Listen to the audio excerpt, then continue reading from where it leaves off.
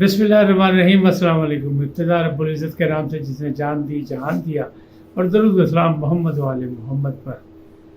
आइए के साथ नासिर नकवी हाजिर खिदमत है। दुश्मन का वार जैसा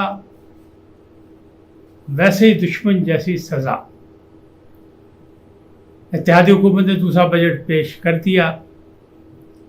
मामला सिर्फ इमरान खान की जान का नहीं, आसिम मुनीर सिपा सालार की जान को भी खतरा है।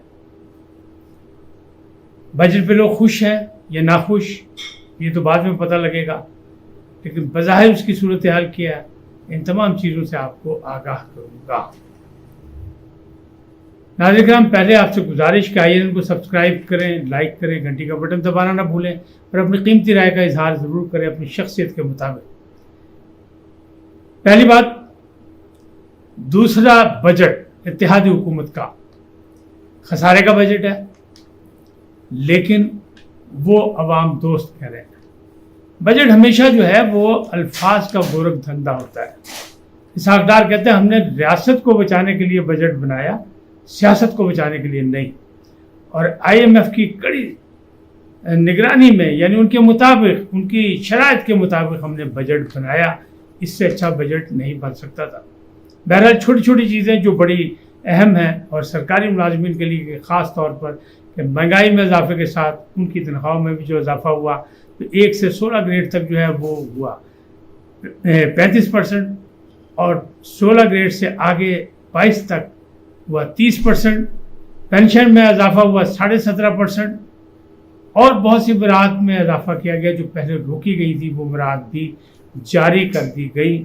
इससे ऐसा लगता है कि मामलात हुकूमत के हाथ में कुछ थे जिससे वो आवाम को रिलीफ देना चाहती है, और ये बरसों का गिला, यानी पिछले बजट से ये बजट बेहतर है, हालांकि हालात उससे बुरे हैं। ताहम सागदार कहते हैं कि हमने रियासत को बचाया, हमने बग़ैर किसी IMF की इमदाद के हमने साल गुजार लिया और मुल्क को डिफ़ॉल्ट नहीं होने दिया। वो इसका क्रेडिट ले रहे हैं, लेकिन जब इस बजट को अच्छे तरीके से देखेंगे, ये इतनी आसानी से देखा नहीं जा सकता। इसमें बड़े अल्फाज का, नंबरों का हेर फेर होता है, तो एक आध दिन के बाद असल रिजल्ट इसके सामने आएंगे। लेकिन मजमूई तौर पर नौजवानों को भी इसमें रिलीफ दिया गया, और IT के मसले में भी रिलीफ दिया गया है, और नौजवानों के लिए लैपटॉप स्कीम दोबारा शुरू की गई है हुकूमत की जानिब से। और मकसद उनका यही है कि तिजारती माहौल जो है उसमें बेहतरी आए, रोज़गार के मौके बढ़ें। और इस पर एक और आसिफ अली ज़रदारी कहते हैं कि नहीं, पहले लोगों को अमीर करो, कारोबारी सरगर्मियाँ बढ़ाओ, फिर उसके बाद उस पर टैक्स लगाओ। और उन्होंने ये भी दावा किया है ताजिर बरादरी से कि अगर वो सरगर्मियाँ बढ़ा लें तिजारती, तो सरमायाकारी की वो श्योरिटी देते हैं, ज़मानत देते हैं कि हम मुहैया करेंगे सरमायाकारी। अब देखें, ये भी एक चीज़ है और अच्छी बात है। अगर इत्तेहादी हुकूमत मिल के चलना चाहती है तो इससे अच्छी बात और नहीं हो सकती।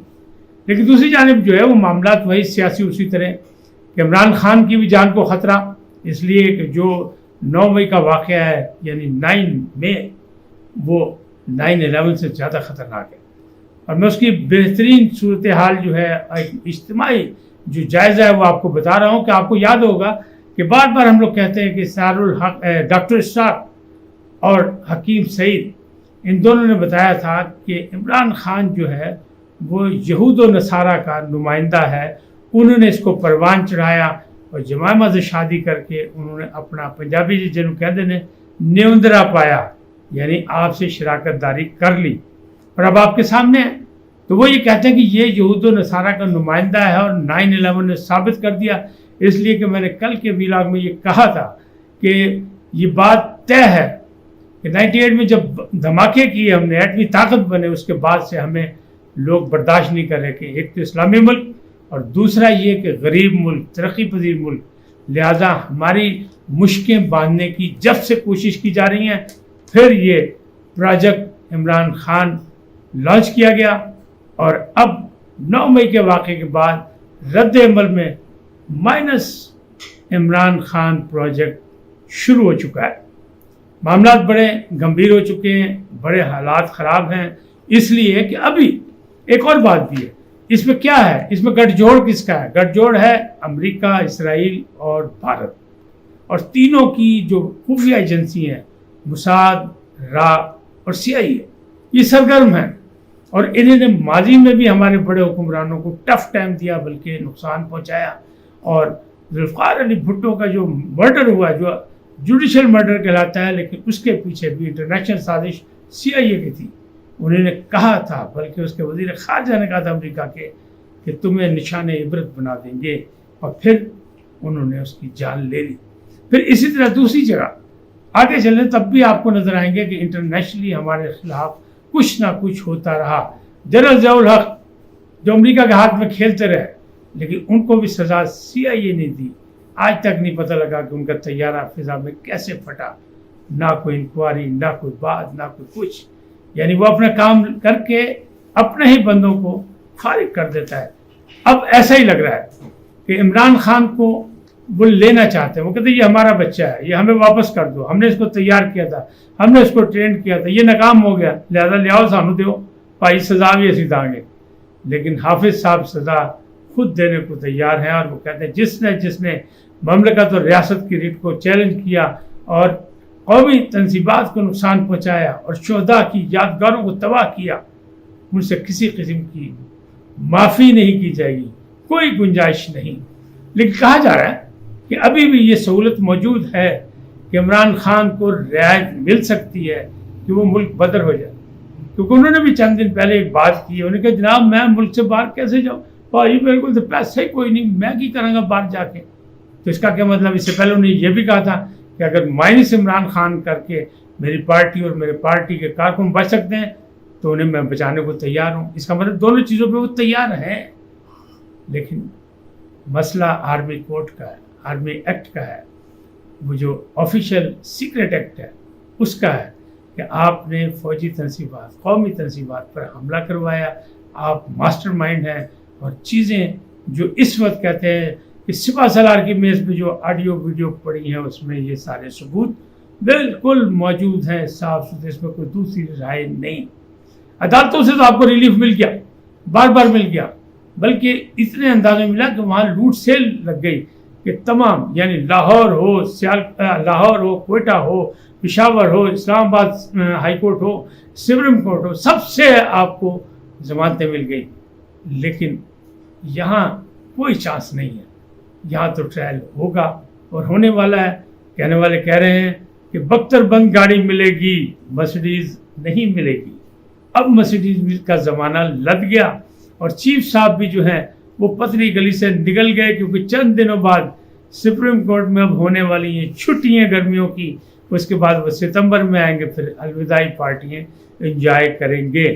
تو جو ایک سہارا مل رہا تھا ان کو، وہ سہارا بھی ختم ہو گیا. اب آپ کہیں گے کہ عاصم منیر صاحب کو کیسے خطرہ ہے؟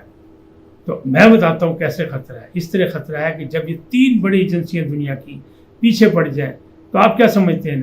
اب یاد کریں آپ، ایک تو یاد رکھیں ڈاکٹر اسرار کی بات، دوسری یاد رکھیں حکیم سعید کی بات، تیسری بات یاد کریں ایران کے حوالے سے کہ قاسم سلیمانی کا قتل جس انداز میں کیا گیا، یعنی ان کے پاس جدید آلات بھی موجود ہیں، جدید سہولتیں بھی موجود ہیں، انہیں کیا کیا. اللہ محفوظ رکھنے والا ہے. نیتیں صحیح ہیں تو انشاءاللہ رزلٹ بھی صحیح نکلے گا. لیکن ہمیں اس پر آنکھیں اور کان کھلے رکھنے چاہیے کہ قاسم سلیمانی کا کیس ہے. اب میں قاسم سلیمانی کا ذکر کیوں کر رہا ہوں، خاص طور پر کیوں کر رہا ہوں؟ چند دن پہلے وزیر اعظم اسرائیل نے ایک انٹرویو دیا، اور اس انٹرویو میں اس نے کہا، میزبان نے پوچھا کہ اسرائیل کے مستقبل کے لیے چیلنجز کیا ہیں. انہوں نے کہا ایک ہی چیلنج ہے کہ اسلامی ریاست کا جو ایٹمی طاقت بننا ہے وہ ہمارے لیے خطرناک ہے. دشمن نمبر 1 ایران، دشمن نمبر 2 پاکستان، یہ اس نے ذکر کیا ہے موجودہ وزیر اعظم اسرائیل نے. تو پھر آپ کیسے کہتے ہیں؟ پھر آپ کو یاد کیوں نہیں آئے گا قاسم سلیمانی، اس کا قتل، اس کی شہادت، اور جو انداز اپنایا انہی نے، وہ آپ کے سامنے ہے اور میرے سامنے ہے، دنیا کے سامنے.